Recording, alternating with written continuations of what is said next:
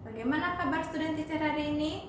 Semoga selalu dalam keadaan sehat dan tetap semangat belajar. Baiklah, untuk pembelajaran hari ini kita masih dalam tema 1, subtema 3, PB3.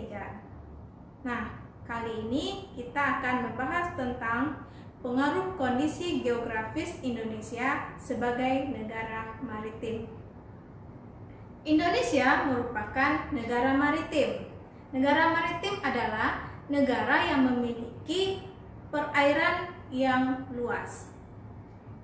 Luas perairan Indonesia berpengaruh pada mata pencarian masyarakatnya.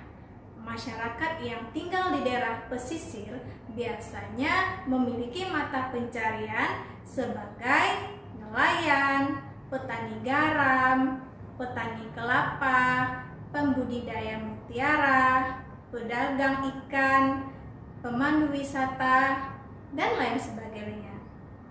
Pemilihan jenis pekerjaan di daerah pesisir juga dipengaruhi oleh geografis alamnya.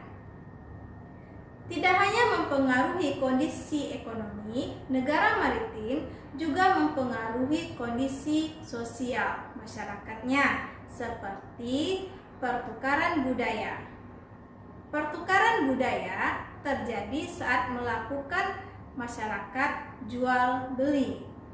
Para pedagang yang berkunjung ke Indonesia ada yang menetap atau hanya singgah sebentar saja.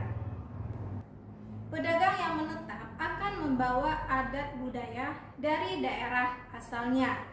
Hal ini mengakibatkan percampuran antara budaya asli dan budaya yang dibawa oleh pedagang tersebut. Ada dampak positif dan dampak negatif yang terjadi akibat kondisi geografis Indonesia terhadap kondisi sosial masyarakatnya. Dampak positif yang terjadi adalah 1. Memudahkan komunikasi dan interaksi antar masyarakat. Yang kedua, pengaruh budaya yang baik dari dalam atau luar daerah sehingga memperkaya keragaman budaya. Sedangkan dampak negatif dari pertukaran budaya tersebut adalah 1. Hilangnya budaya asli daerah tersebut oleh pengaruh budaya luar. Yang kedua, munculnya budaya-budaya yang baru yang belum tentu sesuai dengan budaya asli dari daerah tersebut. Dalam kehidupan sosial masyarakat, maka kita juga harus menjaga perilaku yang sesuai dengan nilai-nilai Pancasila. Kita ulang lagi, apa saja perilaku yang sesuai dengan nilai-nilai Pancasila yang sudah kita pelajari sebelumnya? Yang pertama, sila pertama. Itu adalah dengan menunjukkan bahwa setiap warga negara berhak memeluk agama sesuai dengan keyakinannya. Setiap warga berhak menjalankan ibadah sesuai dengan agama yang dianutnya. Juga setiap warga berhak untuk mendapatkan rasa aman dalam menjalankan ibadah. Sila kedua adalah menunjukkan bahwa setiap warga yang memiliki hak dan kewajiban sebagai warga negara. Hak dan kewajiban sebagai warga negara itu dilaksanakan secara adil dan damai.